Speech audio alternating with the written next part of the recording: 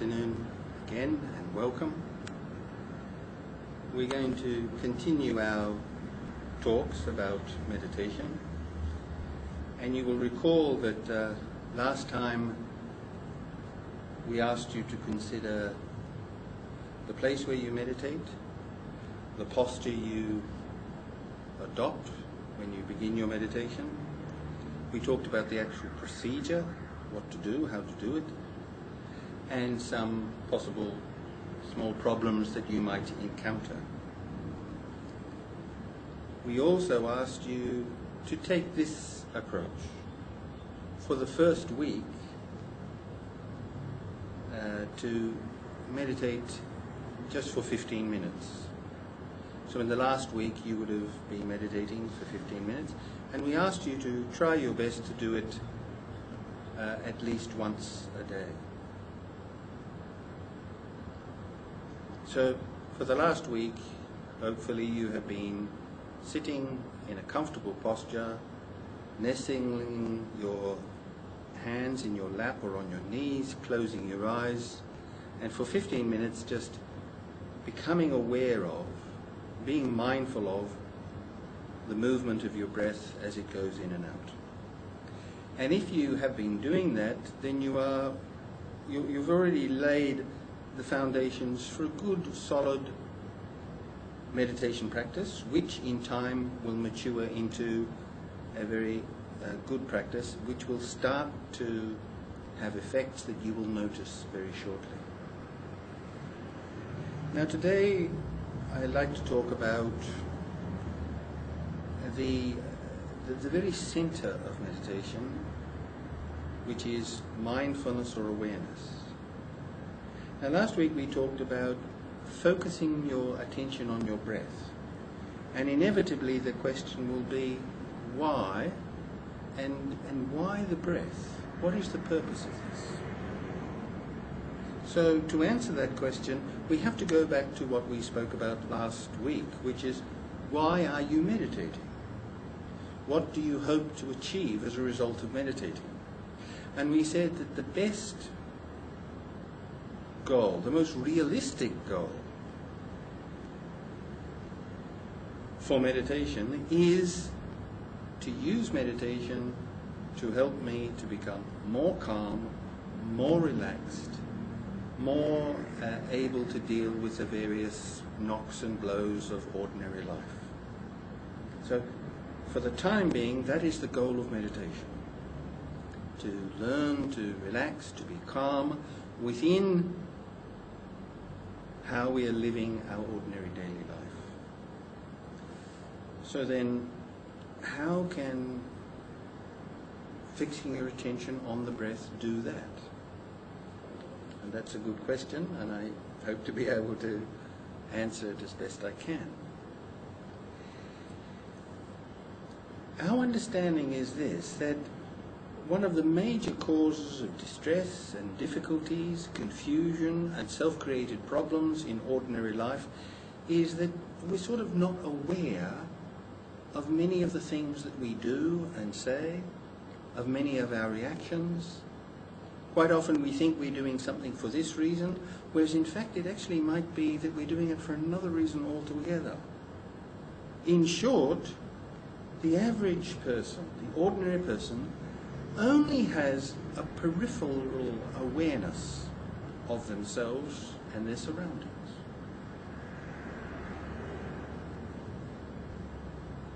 So, what meditation hopes to do is to increase the amount of awareness we have, to increase our ability to be mindful from moment to moment, so that we are aware of what we're doing. We are aware of how we feel. We are aware of what we're saying at the time we're saying it, not later when it has come out. We've offended people. We find that we've created a problem for ourselves and now we regret it, not after, but as we actually do it. So perhaps to go back a little bit, then we have to explain what is mindfulness.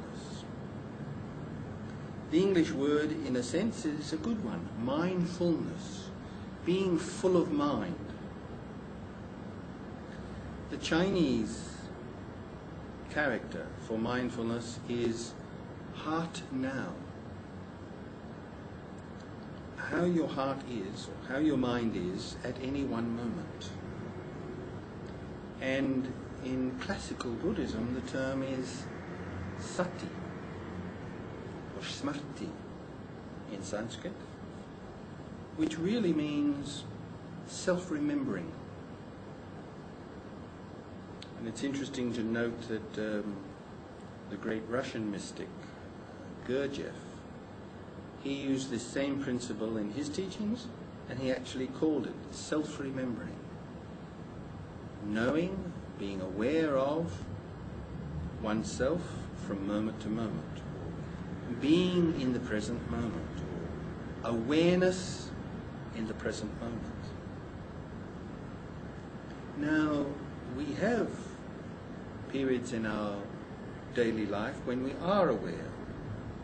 So, for example, when somebody takes out a camera and points it at you and says, be natural, suddenly you become very self-aware, usually in an awkward sense, but very self-aware.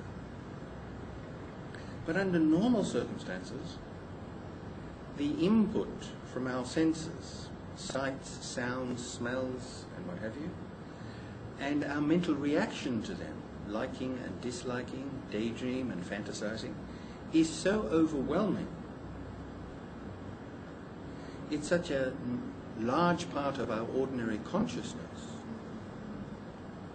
that the possibilities of awareness are limited. And when we are lacking in awareness, when we are lacking in mindfulness, as we said, we tend to create problems for ourselves because, in a sense, we are reacting automatically and half-consciously, almost mechanically, you may say, to the situations that we encounter in life. How to change this situation? What can we do to become more aware, to increase the quality and the duration of awareness in our daily life? So now we come back to meditation. So what we do is we sit in a quiet place, so there's a limited amount of distractions. We sit in a comfortable posture, and we take a very ordinary experience. The in and out movement of the breath. And we choose to become, if not aware of anything else, at least aware of the fact that we are breathing. Now, all of us have been breathing since the moment we are born.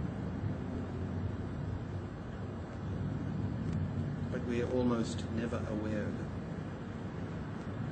So what we do is we take this one experience, for the time being disregarding any other experiences, and we make the resolution, from the time I sit down and close my eyes, till the time the alarm goes in 15 minutes or 20 minutes, I'm going to make a resolution to be as mindful as I can be of my breath.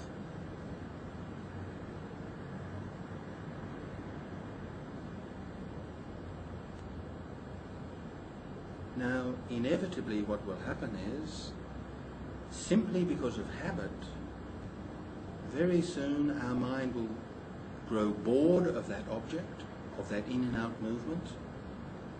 It will become bored with the feeling of cool as the breath moves in the nostrils, or the feeling of warm as the breath moves out of the nostrils.